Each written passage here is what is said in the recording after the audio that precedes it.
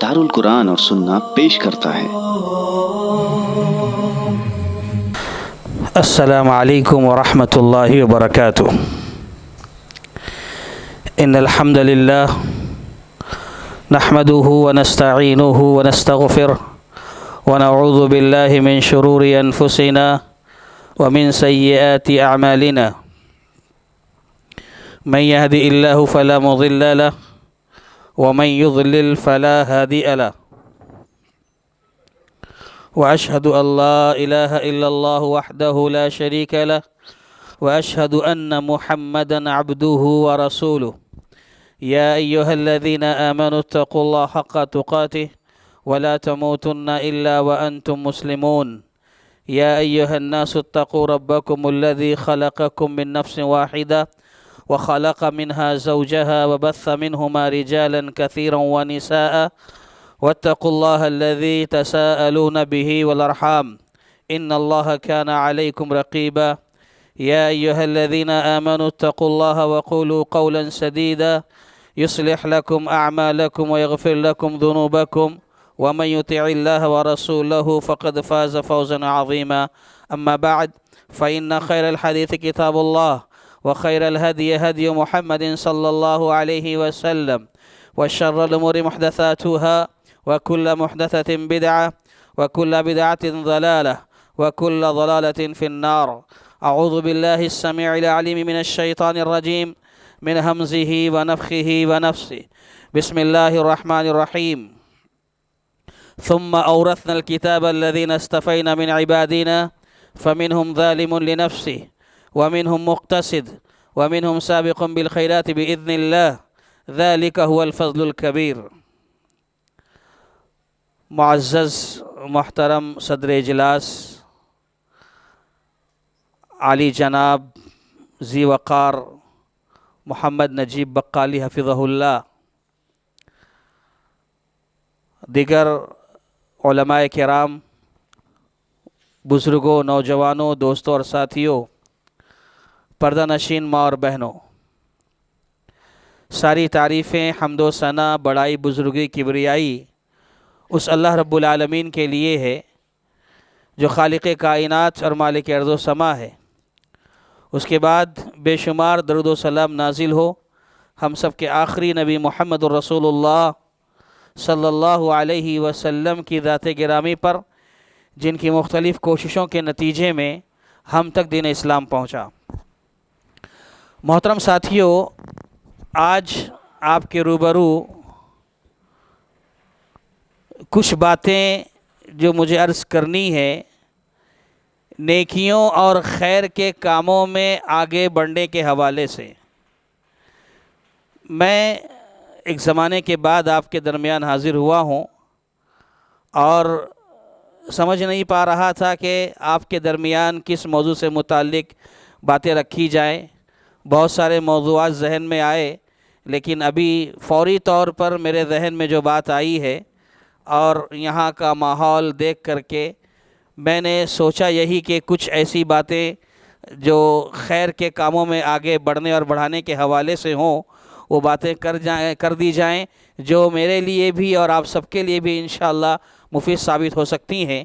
अल्लाह तबारक व तआला से मेरी दुआ है कि अल्लाह ताला हम तमाम को कहने और सुनने के साथ साथ अमल की तौफ़ीक़ अता फ़रमाए। मैंने आप लोगों के सामने खुतबा मसूना के बाद सूरह फातिर की आयत पढ़ी है। इस आयत में अल्लाह तबारक व तआला ने फ़रमाया, सुम्मा औरसनल किताबल्लज़ीना इस्तफ़ैना मिन इबादिना फ़मिनहुम ज़ालिमुन लिनफ़्सिही व मिनहुम मुक़्तसिद व मिनहुम साबिक़ुन बिल ख़ैराति बिइज़्निल्लाह ज़ालिका हुवल फ़ज़्लुल कबीर। अल्लाह ताला ने फ़रमाया कि हमने किताब इलाही का वारिस उन लोगों को बनाया है जिन्हें हमने अपने बंदों में से चुन लिया। किताब इलाही से मुराद कुरान मजीद है, और जिन्हें हमने अपने बंदों में से चुन लिया उससे मुराद उम्मत मुस्लिमा है, उम्मत मुहम्मदिया है, यानी हम और आप उसमें शामिल हैं। ये शरफ़, ये मकाम, मर्तबा हमें और आपको मिला है कि अल्लाह तबारक व तआला ने इस उम्मत का इंतखाब किया है, इस उम्मत को चुना है और इसमें हम सब शामिल हैं। तो अल्लाह ने फ़रमाया कि हमने कुरान मजीद का वारिस उम्मत मुस्लिमा को बनाया है। اب امت مسلمہ یعنی ہم اور آپ جتنے مسلمان ہیں سب کو اللہ تبارک و تعالیٰ نے یہ قرآن مجید عطا فرمایا۔ اب اللہ نے آگے یہ کہا کہ اس قرآن کو پانے کے بعد یہ امت 3 حصوں میں تقسیم ہو گئی، 3 حصوں میں بٹ گئی۔ اب وہ کون کون سے حصے ہیں؟ اللہ نے فرمایا فَمِنْهُمْ ظَالِمٌ لِنَفْسِهِ، ان میں سے ایک طبقہ وہ ہے جو اپنے آپ پر ظلم کر رہا ہے، اپنے آپ پر ظلم کر رہا ہے۔ کیا مطلب؟ ظلم کا مطلب کیا ہے؟ ایک طبقہ ایسا ہے جس کے پاس قرآن تو ہے، قرآن کی نعمت تو ہے، لیکن اپنے آپ پر ظلم کر رہا ہے۔ کس معنی میں ظلم کر رہا ہے؟ اس کا مطلب یہ ہے کہ اسے دین اسلام سے کوئی سروکار نہیں ہے، اللہ تعالیٰ کی دی ہوئی ذمہ داریوں کو پورا نہیں کرتا ہے، حقوق و واجبات کو ادا نہیں کرتا ہے، بس من مانی من چاہی زندگی گزار رہا ہے، گناہوں میں مبتلا ہے، جو چاہتا ہے وہ کرتا ہے، دین اسلام سے کوئی سروکار نہیں ہے، بس اللہ کی سرزمین پر دندناتا پھر رہا ہے، جو دل میں آئے کر رہا ہے، اسے کوئی سروکار نہیں دین اسلام سے۔ تو اس معنی میں اس امت کا ایک طبقہ وہ ہے جو اپنے آپ پر ظلم کر رہا ہے۔ وَمِنْهُمْ مُقْتَصِد، اس امت کا ایک طبقہ وہ ہے جسے مقتصد کہا گیا۔ مقتصد کا مطلب کیا ہے؟ اس کا مطلب یہ ہے کہ اس امت کا ایک طبقہ دیندار تو ہے، دیندار تو ہے، لیکن اس کی دینداری صرف فرائض کی حد تک ہے، صرف واجبات کی حد تک ہے۔ وہ اللہ تعالیٰ کی دی ہوئی ذمہ داریوں کو پورا تو کرتا ہے، حقوق و واجبات ادا بھی کرتا ہے، لیکن اس کی نظر سنن پر نہیں ہے، مستحبات پر نہیں ہے، نوافل کا اہتمام نہیں ہے۔ جن چیزوں اسلامی احکامات جتنے بھی ہیں اور جو فرائض ہیں، بس فرائض کی حد تک وہ اپنے کام کو انجام دیتا ہے، لیکن جو سنن ہے، مستحبات ہے، نوافل ہے، اس پر کوئی توجہ نہیں ہے۔ اس طریقے سے اس امت کا ایک طبقہ مقتصد ہے۔ وَمِنْهُمْ سَابِقٌ بِالْخَيْرَاتِ بِإِذْنِ اللَّهِ، اللہ نے فرمایا اس امت کا ایک طبقہ وہ ہے جو اللہ کی توفیق سے نیکی کے کاموں میں، خیر کے کاموں میں سبقت کرنے والا ہے، آگے بڑھنے والا ہے، دوسروں کو پیچھے چھوڑنے والا ہے، خود اپنے آپ کو آگے رکھنے والا ہے، اور یہ اللہ کی توفیق سے ہوتا ہے۔ یعنی جس کسی کو نیکی کے کاموں میں، خیر کے کاموں میں، بھلائی کے کاموں میں سبقت کرنے کا موقع مل جائے، آگے بڑھنے کا موقع مل جائے، تو یہ سمجھ کر چلو اللہ کی توفیق ہے اس پر، اللہ کی خصوصی توفیق ہے اس کے ساتھ، اللہ کی توفیق ہے اس کے ساتھ، تو ہی وہ نیکی کے کاموں میں آگے بڑھ رہا ہے۔ اور جس کسی کو یہ سعادت مل جائے، یہ سمجھ کر چلو کہ اس پر اللہ رب العالمین کا بہت بڑا فضل ہے۔ اللہ نے کہا ذالک هو الفضل الکبیر، یہ بہت بڑا فضل ہے۔ یعنی میرے بھائیوں، نیکی کے بھلائی کے کاموں میں جتنے بھی کام ہیں، اگر ہمیں موقع مل جائے ہم سب سے آگے رہیں، صف اول میں رہیں، نیکی کے ہر کام میں ہم آگے بڑھتے رہیں، اگر یہ توفیق مل جائے تو یاد رکھو اللہ تعالیٰ کی طرف سے یہ خصوصی فضل ہے، خصوصی انعام ہے۔ میں آپ کو بتاؤں اس آیت کی روشنی میں ایک حدیث آپ کو سناؤں کہ پیارے نبی محمد رسول اللہ صلی اللہ علیہ وسلم کے پاس کچھ صحابہ کرام آئے، اور یہ وہ صحابہ تھے جو مالی اعتبار سے کمزور تھے، مالی اعتبار سے کمزور تھے۔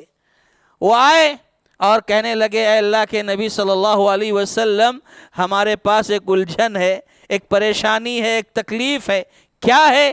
کہا اللہ کے نبی، ہمارے وہ ساتھی، ہمارے وہ صحابہ جو مالدار ہیں، وہ بھی نماز پڑھتے ہیں اور ہم بھی نماز پڑھتے ہیں، یہاں ہم برابر ہیں۔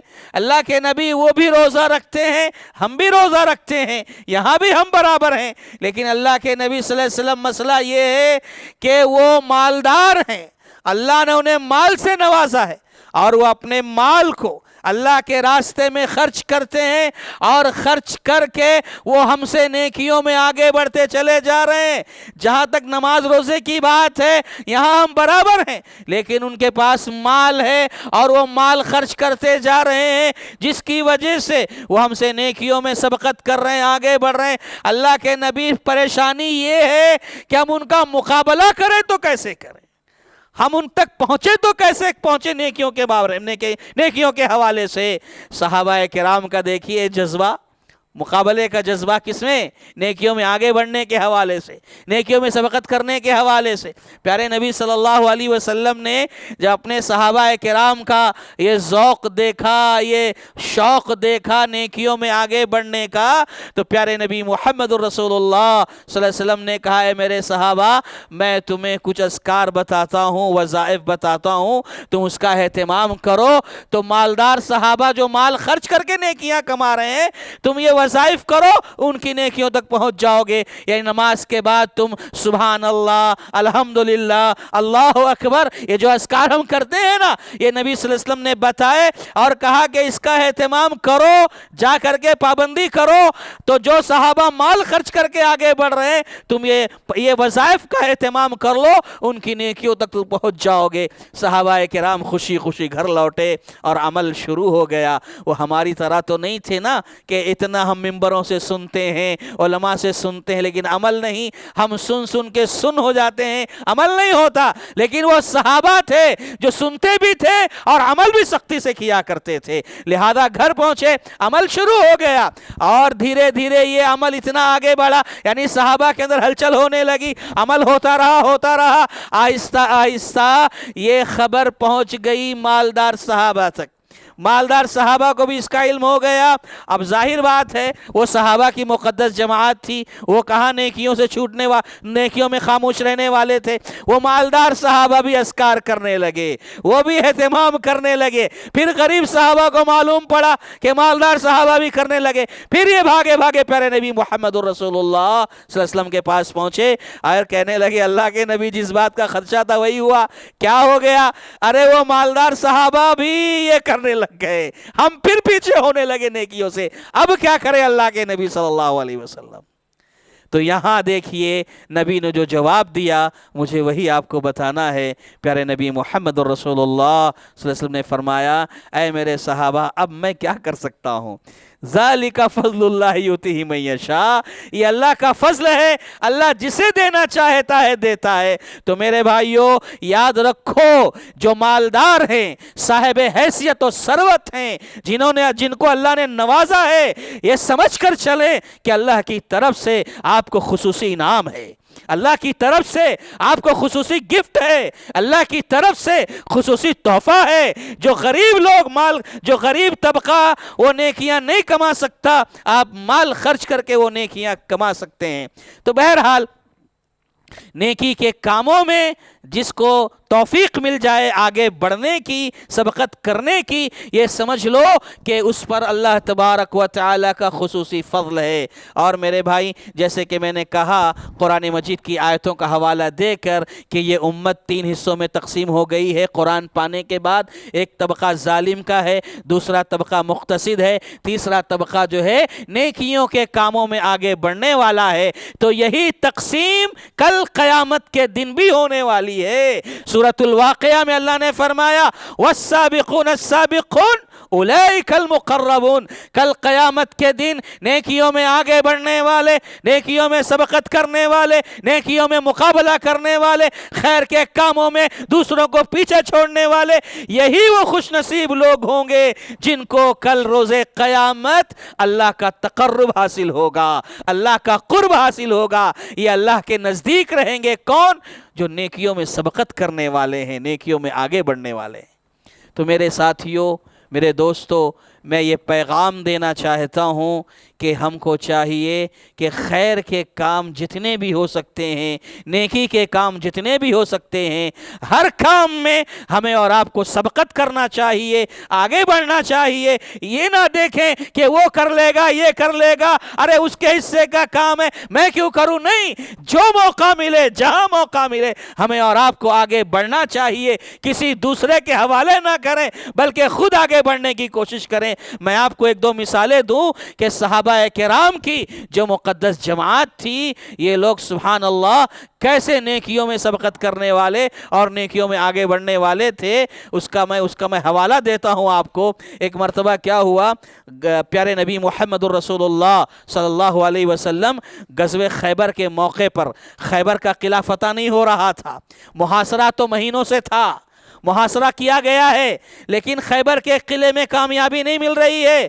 پیارے نبی محمد الرسول اللہ صلی اللہ علیہ وسلم نے ایک دن عشاء کی نماز کے بعد صحابہ کرام کے درمیان یہ اعلان کر دیا کہ کل میں صبح ایک ایسے شخص کے ہاتھ میں سپہ سالاری کا جھنڈا دینے والا ہوں جس سے اللہ محبت کرتا ہے۔ یہ سند دیکھیے آپ، اللہ کے نبی سرٹیفکیٹ دے رہے ہیں کہ جھنڈا کل سپہ سالاری کا اسے دیا جائے گا جسے اللہ محبت کرتا ہے۔ نمبر 2، اللہ کے نبی صلی اللہ علیہ وسلم بھی اس سے محبت کرتے ہیں، اور اس شخص کے بارے میں بھی کہا وہ بھی اللہ سے محبت کرتا ہے اور اللہ کے نبی صلی اللہ علیہ وسلم سے محبت کرتا ہے۔ اور 5ویں بات یہ بتائی کہ اس کے ذریعے اللہ تبارک و تعالی خیبر کا قلعہ فتح کرائے گا، خیبر فتح ہو جائے گا۔ یہ بشارت اللہ کے نبی صلی اللہ علیہ وسلم نے سنائی اور پھر وہاں سے آپ چلے گئے۔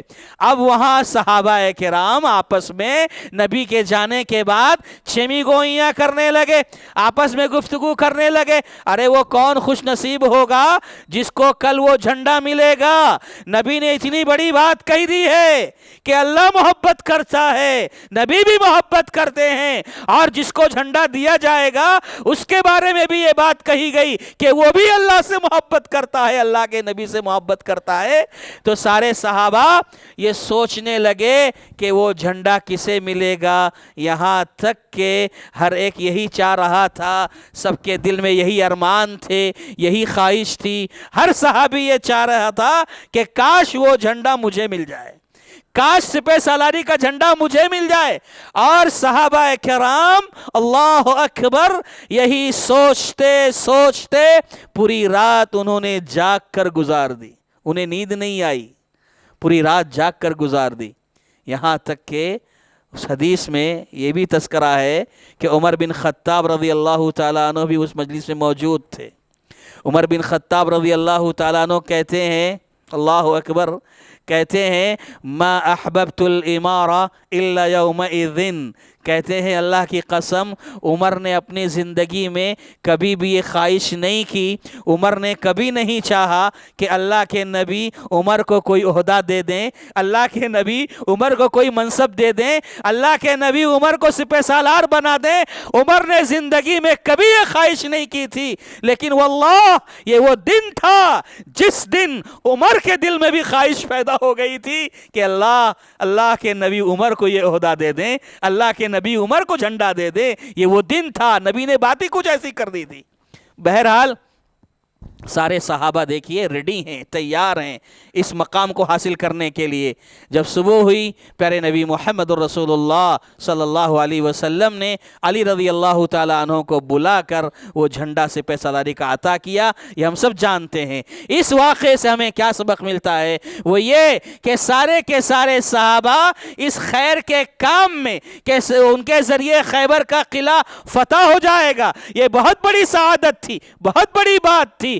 وہ سارے کے سارے صحابہ پوری رات جاگ کر بے چینی میں گزار دیتے ہیں اور یہی چاہتے تھے کہ کاش وہ جھنڈا مجھے مل جائے، مجھے مل جائے۔ میرے بھائیو، یہ نیکی کے کاموں میں جب آدمی تڑپتا ہے نا آگے بڑھنے کے لیے، تب اس طرح کے خیالات پیدا ہوتے ہیں، تب راتوں کی نیند اڑ جاتی ہے۔ جب آدمی بے چین ہوتا ہے کہ میرا نام نیکیوں کے کاموں میں آگے رہے، میرے ذریعے یہ کام ہو جائے، تب وہ دلوں میں بے چین ہو، تب وہ پریشان ہوتا ہے اور اسے راتوں میں نیند نہیں آتی ہے۔ میرے بھائیو، یہ معاملہ صحابہ کی زندگیوں میں تھا۔ اللہ کرے ہمارے اندر بھی نیکی کا کوئی ایسا جذبہ پیدا ہو جائے کہ ہمیں بھی اس کے لیے نیند نہ آئے، ہم بھی پریشان رہیں۔ کبھی آپ نے سوچا ہے، کبھی آپ نے غور کیا ہے، اپنی زندگی کا محاسبہ کریں کہ کبھی زندگی میں کوئی نیکی کا کام، کوئی خیر کا کام ایسا آپ کے سامنے آ گیا اور آپ رات میں بستر پر سونے جا رہے ہیں لیکن بے چین ہیں، پریشان ہیں کہ کب صبح ہوگی، کب وہ نیکی کا کام میں کروں گا؟ کبھی ایسا خیال آیا ہے؟ کبھی ایسا ہوا ہے کہ نیکی کا کام سوچتے ہوئے کہ مجھے کل ایک بڑا کام کرنا ہے، راتوں کی نیند قربان ہوئی ہے؟ کبھی ایسا سوچے ہو؟ نہیں۔ ہماری زندگی میں یہ سب چیزیں کہاں سے آئیں گی؟ یہ صحابہ کی زندگی میں مثالیں ملتی میرے بھائیوں۔ تو کہنا یہ ہے نیکی کے کاموں میں آگے بڑھنے کی کوششیں کرو۔ اور ایک اور مثال دوں میں آپ کو، پیارے نبی محمد الرسول اللہ صلی اللہ علیہ وسلم ایک مرتبہ اپنے ہاتھ میں ایک تلوار لیے ہوئے تھے۔ نبی صلی اللہ علیہ وسلم کے ہاتھ میں تلوار تھی، صحابہ موجود تھے. آپ نے کہا من یاخذ منی ھذا السیف، مجھ سے یہ تلوار کون لے گا؟ نبی صلی اللہ علیہ وسلم تلوار کیوں دے رہے تھے؟ اس تلوار کو لے کر کے میدان جنگ میں جانا ہے اور سر پہ کفن باندھ کر نکلنا ہے. تلوار لے کر میدان جنگ میں جانا ہے، اور اگر ہوا نصیب میں تو جان جائے گی، شہادت کے منصب پر فائز ہونا ہے. یعنی اپنی موت کو دعوت دینے کے برابر تھا. تلوار کو لینا گویا میدان جنگ میں جانا ہے، موت آتی ہے جان جاتی ہے تو جائے، یہ معاملہ تھا. پیارے نبی محمد رسول اللہ صلی اللہ علیہ وسلم تلوار دے رہے ہیں، اس لیے نہیں دے رہے ہیں کہ لے جا کر گھر میں کہیں پر لٹکا کر رکھو، سجا کر رکھو، اور پھر ایک زمانہ گزرنے کے بعد تبرک کے طور پر رکھا ہے. نبی کی دی ہوئی تلوار ہے، لوگوں کو دکھانے بتانے کے لیے کہ نبی کی تلوار ہے. جیسے آج ہمارے ہاں نبی کا بال، نبی کا یہ وہ دیکھنے میں آتا ہے نا، آپ کو دیکھتے ہیں کہ نہیں دیکھتے؟ بہت سے لوگ سب گھماتے رہتے ہیں، دکھاتے رہتے ہیں. اس لیے تلوار نہیں دی جا رہی تھی کہ تلوار لٹکا کر کے رکھیں گے کہ بعد میں بتائیں گے نبی کا تبرک ہے، نعوذ باللہ. اس لیے نہیں، بلکہ میدان جنگ میں جانا ہے. اللہ اکبر. آپ نے کہا من یاخذ منی ھذا السیف، مجھ سے یہ تلوار کون لے گا؟ یہ سوال جیسے ہی نبی کی زبان سے نکلا، جتنے صحابہ وہاں موجود تھے، کل انسان منہم یقول انا یا رسول اللہ. سارے صحابہ کی انگلی اٹھ گئی، سب کھڑے ہو گئے. اللہ کے نبی مجھے دیجئے، مجھے دیجئے، مجھے دیجئے، مجھے وہ تلوار دیجئے. سب کی خواہش جاگ گئی، بیدار ہو گئی. میں چاہتا ہوں کہ وہ تلوار مجھے مل جائے اور میں میدان جنگ میں جا کر اس سے جہاد کروں، جنگ کروں. اللہ اکبر. پیارے نبی صلی اللہ علیہ وسلم پریشان ہو گئے کہ اب تلوار دیں تو کسے دیں؟ ہر ایک ہاتھ اٹھا چکا ہے، ہر ایک تیار کھڑا ہے، کس کو دیا جائے؟ اب نبی صلی اللہ علیہ وسلم نے دوبارہ ایک جملہ کہا، ایک حرف کا اضافہ کر کے کہا من یاخذ منی ھذا السیف بحقہ. مجھ سے یہ تلوار وہی شخص آ کر لے جو اس تلوار کا حق ادا کرے گا. جو اس تلوار کا حق ادا کر سکتا ہے وہی آ کر مجھ سے یہ تلوار لے. اب کیا ہوا؟ جہاں سارے صحابہ نے ہاتھ اٹھا لیے تھے، اب سب نیچے ہو گئے.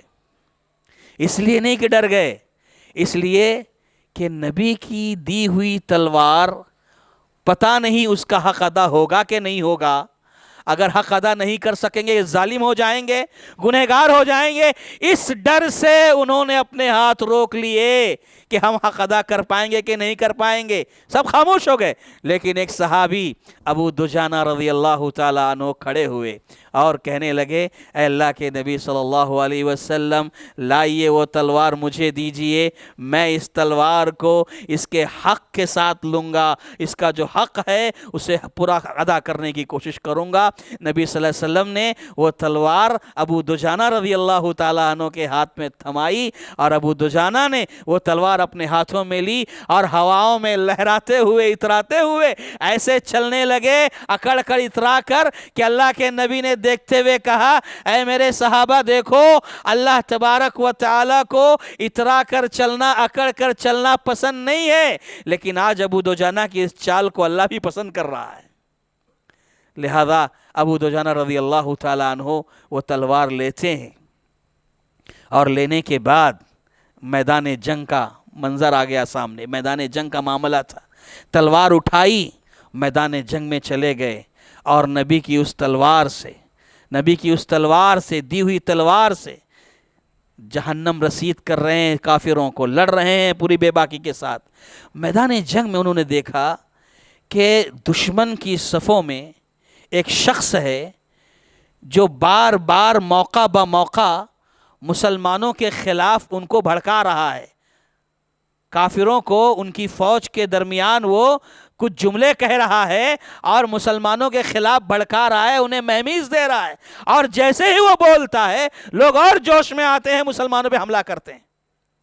تو انہوں نے ابو دجانہ نے سوچا ایسا کرتے ہیں کہ پہلے چل کر اسی شخص کا سر قلم کر دیتے ہیں جو بار بار لوگوں کو بہکا رہا ہے، ورغلا رہا ہے، پہلے چل کے اسی کا سر قلم کر دیتے ہیں. لہذا ابو دجانہ رضی اللہ تعالی عنہ آگے بڑھے اور دشمنوں کی صفوں میں گھستے چلے گئے اور دھیرے دھیرے اس شخص کے پاس پہنچے، اور پہنچنے کے بعد تلوار ہاتھ میں تھی، اٹھایا اور گردن پر بس اب وار کرنے ہی والے تھے کہ فوراً چہرہ سامنے آیا، دیکھا تو ایک عورت کا چہرہ تھا، ایک خاتون کا چہرہ تھا۔ فوراً دیکھیں آپ کیسا مطلب جذبہ رہا ہوگا، کس طرح وہ میدان جنگ میں ہے اور پوری طرح سے تلوار اٹھ چکی ہے اور اب گردن پر پڑنے والی ہے، اب تب میں سر قلم ہونے والا ہے، لیکن جیسے ہی نظر آیا ایک خاتون کا چہرہ ہے، ایک عورت کا چہرہ ہے، سبحان اللہ، وہیں پر تلوار رک گئی۔ کیوں؟ اس لیے کہ یہ پیارے نبی صلی اللہ علیہ وسلم کی دی ہوئی تلوار تھی، اگر اس تلوار سے کسی خاتون کا سر قلم ہو جاتا تو آپ کو معلوم ہے نبی کی دی ہوئی تلوار کا حق ادا نہیں ہوتا۔ تو میرے بھائیوں، کہنا یہ ہے کہ صحابہ کرام کی مقدس جو جماعت تھی وہ نیکی اور خیر کے کاموں میں ایک دوسرے کو پیچھے چھوڑنے والے تھے، آگے بڑھنے والے تھے۔ یہاں بھی دیکھا آپ نے، پیارے نبی صلی اللہ علیہ وسلم نے جیسے اعلان کیا کہ اس تلوار کو کون لے گا، سب کھڑے ہو گئے، اللہ کے نبی ہمیں دیجیے، ہمیں دیجیے، ہمیں دیجیے۔ میرے بھائیوں، ایک اور بات مجھے آپ کے سامنے رکھنی ہے کہ جیسے نیکیوں کے کاموں میں سبقت کرنا، آگے بڑھنا، یہ ایک بہت اہم چیز ہے، تو ایسے ہی نیکیوں کے حوالے سے ایک بات یہ بتا دیں کہ نیکیاں بہت زیادہ ہیں، جو نیکیاں دین اسلام میں، شریعت اسلامیہ میں ہیں، لاتعداد ہیں، بے شمار ہیں۔ کچھ نیکیاں ایسی ہیں جو بڑی ہیں، بہت بڑی ہیں، وہ اپنی جگہ پر بڑی ہیں۔ کچھ نیکیاں ایسی ہیں جو دکھنے میں چھوٹی نظر آتی ہیں، لیکن ان نیکیوں کو چھوٹی سمجھ کر نظر انداز کر دینا یہ مومن کی شان نہیں ہے۔ آج ہمارے یہاں عام طور پر بہت سارے لوگ ایسا ہی کرتے ہیں، چھوٹی چھوٹی نیکیوں کو نظر انداز کر دیتے ہیں، اسے کرنے کی کوشش نہیں کرتے، لیکن شریعت اسلامیہ اور پیارے نبی محمد الرسول اللہ صلی اللہ علیہ وسلم کی یہ تعلیم ہے کہ نیکیاں گرچہ دکھنے میں چھوٹی ہوتی ہیں لیکن نیکیاں حقیقت میں وہ چھوٹی نہیں ہوتی، بسا اوقات اجر و ثواب کے اعتبار سے اتنی اونچی ہو جاتی ہے کہ ہم تصور نہیں کر سکتے ہیں، نیکیاں کتنی بڑی ہو جائیں گی ہم تصور نہیں کر سکتے۔ اسی لیے پیارے نبی محمد الرسول اللہ صلی اللہ علیہ وسلم نے بیان فرمایا، لا تحقرن من المعروف شیئا، کہ کسی بھی نیکی کو حقیر نہ جانو، کسی بھی نیکی کو کمتر نہ سمجھو، کسی بھی نیکی کو چھوٹی نہ سمجھو۔ وَلَوْ أَن تَلْقَىٰ أَخَاكَ بِوَجْهٍ طَلْقٍ، اگر اپنے بھائی سے ملو تو مسکرا کر ملو، خندہ پیشانی سے ملو، اپنے چہرے پر تبسم لا کر ملو۔ یہ اس طرح سے ملنا بھی ایک نیکی ہے، اس نیکی کو بھی تم کمتر نہ سمجھو، حقیر نہ جانو۔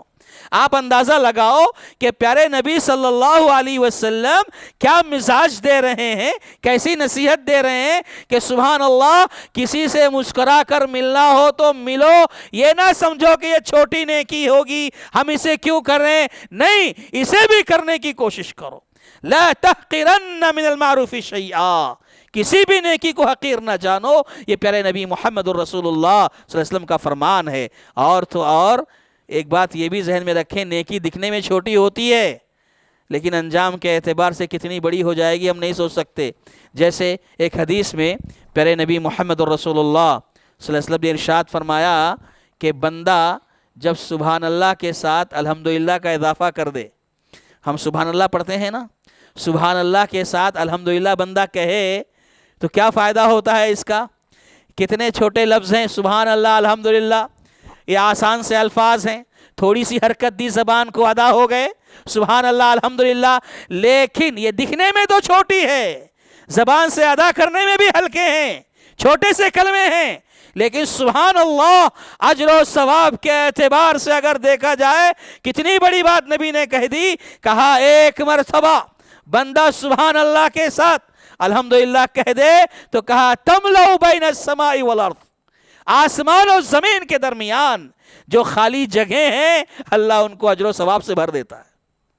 آپ سوچئے، سبحان اللہ، الحمدللہ، یہ چھوٹی سی نیکی ہے لیکن اس کا اجر، اس کا ثواب سبحان اللہ کتنا ہے، کہ زمین سے لے کے آسمان تک جو خالی جگہ ہیں اللہ تعالیٰ اسے اجر و ثواب سے بھر دیتا ہے۔ یہی نہیں، پیارے نبی محمد رسول اللہ صلی اللہ علیہ وسلم نے اسی وجہ سے خواتین کی جماعت سے بھی خطاب کر کے کہا، ہماری ماں اور بہنیں بھی یہاں موجود ہیں، خواتین کی جماعت سے خطاب کر کے نبی صلی اللہ علیہ وسلم نے فرمایا لا تحقرن جارۃ لجارتها ولو فرسنا شاۃ، کہ کوئی بھی خاتون، یا یہ خطاب کر کے کہا یا نساء المسلمات، اے عورتوں کی جماعت، اور ایک روایت میں آیا یا معاشر النساء، اے عورتوں کی جماعت، لا تحقرن جارۃ لجارتها ولو فرسن شاۃ، کہ کوئی پڑوسن اپنی پڑوسن کو ہدیہ دینے کے سلسلے میں، کوئی پڑوسن اپنی پڑوسن کو ہدیہ دینے کے حوالے سے اگر بکری کا کھر، یعنی بکری کا جانور کا کھر، پیر کا جو نچلا حصہ ہوتا ہے، عام طور پر لوگ اس کو پکاتے نہیں ہیں، اللہ کے نبی صلی اللہ علیہ وسلم نے اس کی مثال دے کر کہا اگر کسی نے بکری کا کھر بھی بنایا ہے، گھر میں سالن بنایا ہے، تو اپنے پڑوسی کو ہدیہ دینے کے سلسلے میں وہ بکری کا کھر اسے بھی حقیر نہ جانے، اسے بھی کمتر نہ سمجھے، اس کا بھی اگر ہدیہ دینے کی ضرورت پڑے تو ضرور دیا کرے، اسے بھی کمتر نہ جانے۔ یہ پیارے نبی صلی اللہ علیہ وسلم نے مثال دے کر سمجھایا ہے کہ کوئی پڑوسن اسے حقیر نہ جانے۔ میرے بھائی، جانور کا کھر عام طور پر کھایا نہیں جاتا، اللہ کے نبی صلی اللہ علیہ وسلم نے اس کی مثال دے کر سمجھایا ہے کہ دیکھو نیکی کتنی بھی چھوٹی کیوں نہ ہو، کتنی بھی کمتر کیوں نہ ہو، اسے چھوٹی اور کمتر سمجھ کر تم حقیر نہیں سمجھنا، اسے کرنے کی کوشش کرنا۔ بلکہ یہاں تک دیکھو آپ، پیارے نبی محمد رسول اللہ صلی اللہ علیہ وسلم نے خود اپنے حوالے سے کہا لو دعیت الی قراء لاجبت، لو دعیت الی قراء لاجبت، اگر مجھے قراء کی دعوت دی جائے میں اسے قبول کروں گا۔ قراء کے دو معنی شارحین حدیث نے بیان فرمائے ہیں۔ قراء کا ایک معنی ہوتا ہے جانور کا کھر، تو مطلب یہ ہوگا کہ اگر کوئی مجھے جانور کا کھر کھانے کی دعوت دے اور مجھے جانور کا کھر کھانے کے لیے بلائے تو میں اس کی دعوت قبول کروں گا۔ جانور کا کھر، اللہ اکبر، پیارے نبی صلی اللہ علیہ وسلم اس روئے زمین کے سب سے عظیم انسان ہیں آپ، جانور کا کھر کھانے کی دعوت دی گئی، اللہ کے نبی کہتے ہیں میں اسے قبول کروں گا اور جا کر اس کا مہمان بنوں گا، یہ اللہ کے نبی صلی اللہ علیہ وسلم نے فرمایا۔ اور اس کا ایک معنی ہے قراء کا کہ مدینے سے باہر ایک مسافت طے کرنے کے بعد ایک جگہ کا نام ہے، قراء ایک مقام کا نام ہے۔ تو پھر مطلب یہ ہوگا اگر مجھے کوئی قراء بلائے گا تو میں جاؤں گا، قراء جا کر اس کی دعوت قبول کروں گا۔ یعنی میں کہنا یہ چاہتا ہوں کہ خود پیارے نبی محمد الرسول اللہ صلی اللہ علیہ وسلم کی ذات نیکی کے کاموں میں کبھی بھی یہ نہیں سوچا اللہ کے نبی نے، بلکہ یہ تعلیم دی ہے اور عمل بھی کر کے دکھایا ہے کہ اگر جانور کا کھر بھی کھانے کی دعوت دی جائے میں اسے قبول کروں گا۔ یہ پیارے نبی محمد الرسول اللہ صلی اللہ علیہ وسلم کا اپنا ذاتی عمل۔ تو میرے بھائیوں، یہ بتانا ہے کہ نیکیاں دکھنے میں چھوٹی ہوتی ہیں لیکن انجام کے اعتبار سے کتنی بڑی ہو جائیں گی ہم تصور نہیں کر سکتے۔ آپ دیکھو اللہ کے نبی صلی اللہ علیہ وسلم نے کہا اتقوا النار ولو بشق تمرہ، کتنی بڑی بات ہے، اتقوا النار ولو بشق تمرہ، کہ اپنے آپ کو نارے جہنم سے بچاؤ، نارے جہنم سے بچاؤ اگرچہ کھجور کے ایک ٹکڑے کے ذریعے ہی کیوں نہ ہو۔ یعنی کیا مطلب اس کا؟ کل قیامت کے دن اگر ہم پہنچیں گے اللہ کے دربار میں، ہمارے پاس گناہ بے شمار ہوں گے، جہنم کا فیصلہ ہونے والا ہوگا، جہنم میں داخلے کی بات آئے گی، یہ حدیث سامنے رکھو، کیا کہا؟ اپنے آپ کو نارے جہنم سے بچاؤ اگرچہ کھجور کے ایک ٹکڑے کے ذریعے ہی کیوں نہ ہو نہ ہو کل نعوذ باللہ، اللہ ہم سب کی حفاظت فرمائے، کل قیامت کے دن جہنم کا فیصلہ ہو تو یہ آدھے کھجور کا صدقہ تمہیں نارے جہنم سے بچا سکتا ہے، آدھے کھجور کا صدقہ نارے جہنم سے بچا سکتا ہے۔ دکھنے میں چھوٹی نیکی ہے لیکن انجام کتنا بڑا ہو جائے گا۔ ایک حدیث میں پیارے نبی محمد رسول اللہ صلی اللہ علیہ وسلم نے ارشاد فرمایا کہ جب بندہ اللہ کے راستے میں ایک کھجور صدقہ کرتا ہے، ایک کھجور صدقہ کرتا ہے، फ़ाख़ज़हु बियमीनी, अल्लाह ताला उसे अपने हाथ में लेता है। फ़युरब्बी कमा युरब्बी अहदुकुम फ़लूवहु, और अल्लाह ताला उसे एक खजूर के सदक़े को लेकर उसे आगे बढ़ाता है, उसकी परवरिश करता है, उसे बढ़ाता है। और बढ़ाते बढ़ाते बढ़ाते कैसे बढ़ाता है? जैसे तुम में से कोई अपने किसी ऊँटनी के बच्चे को या घोड़े के बच्चे को पालता है, बढ़ाता है, ऐसे ही अल्लाह तबारक व तआला मेरे और आपके एक खजूर की कीमत कितनी हो सकती है? एक खजूर के सदक़े को अल्लाह बढ़ाता है यहाँ तक के हत्ता तकूना मिस्लल जबल, यहाँ तक कि वो एक खजूर की नेकी पहाड़ बन जाती है, पहाड़ के बराबर हो जाती है। बंदा कहेगा अल्लाह मैंने तो ज़िंदगी में कभी इतनी बड़ी नेकी की नहीं, ये मेरे हिस्से में कहाँ से आ गई? अल्लाह कहेगा बंदे तूने वो एक खजूर जो मेरे रास्ते में सदका किया था, मैंने उसे बढ़ाया है और आज वो पहाड़ बन गया है।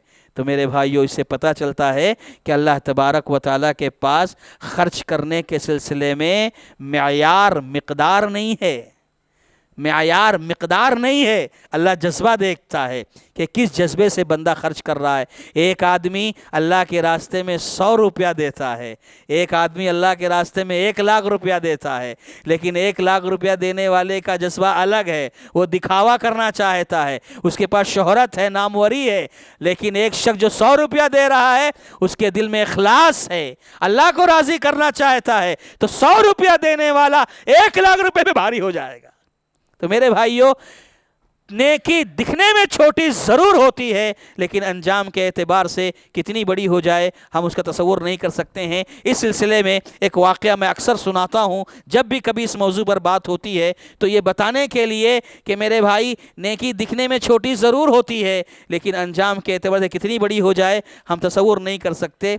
एक गैर मुस्लिम डॉक्टर इस्लाम कबूल किया और उसके कबूल इस्लाम का सबब उससे पूछा गया, तो उसने कहा मेरे एक मुसलमान दोस्त की एक नेकी है।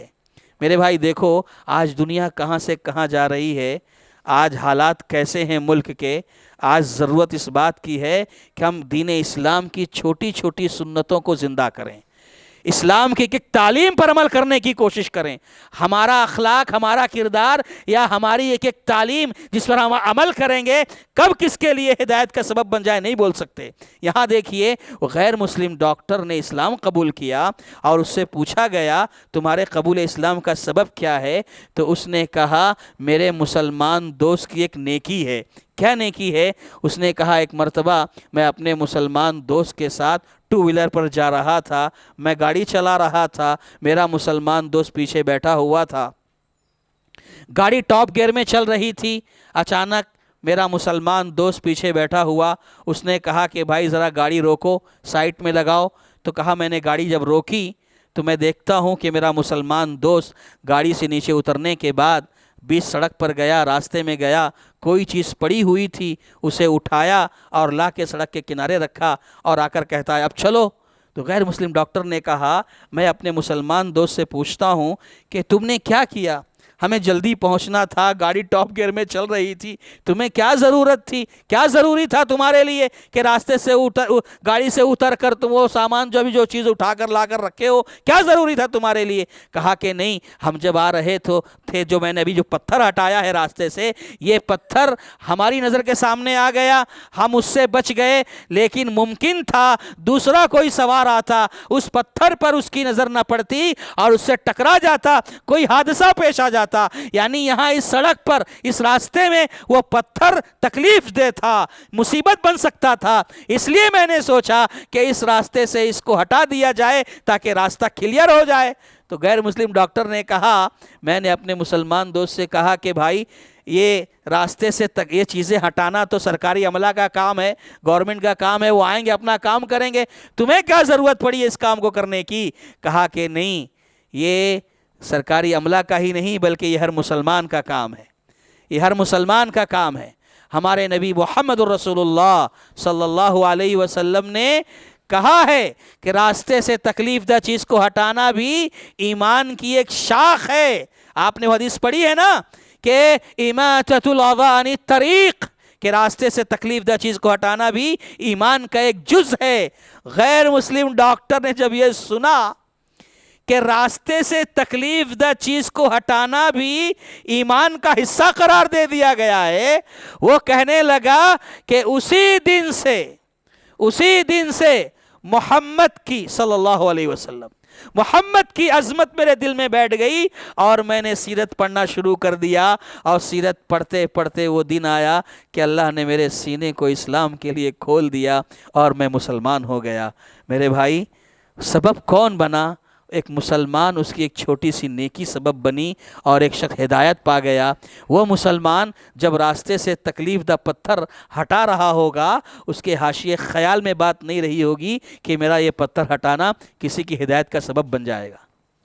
تو میرے بھائیوں، کہنا یہ ہے، میں نے آج جو باتیں کہی ہیں وہ اس لیے کہ آج جو بھی ہمارے حالات ہیں، ایسے حالات میں ہم سب کو زیادہ سے زیادہ نیکیوں میں آگے بڑھنا ہے، نیکیوں میں آگے بڑھنا ہے، سبقت کرنا ہے، مقابلہ کرنا ہے، اور نیکی اگرچہ چھوٹی ہی کیوں نہ ہو، چھوٹی ہی نیکی کیوں نہ ہو، اسے چھوٹی سمجھ کر نظر انداز نہ کرنا، بلکہ اسے بھی انجام دینے کی کوشش کرنا۔ بلکہ خود پیارے نبی محمد الرسول اللہ صلی اللہ علیہ وسلم نے یہ میسج دیا ہے۔ آپ کو پتہ ہے، ایک مرتبہ اللہ کے نبی صلی اللہ علیہ وسلم نے دیکھا کہ مسجد نبوی کی دیوار پر بلغم لگا ہوا تھا، سوکھ چکا تھا۔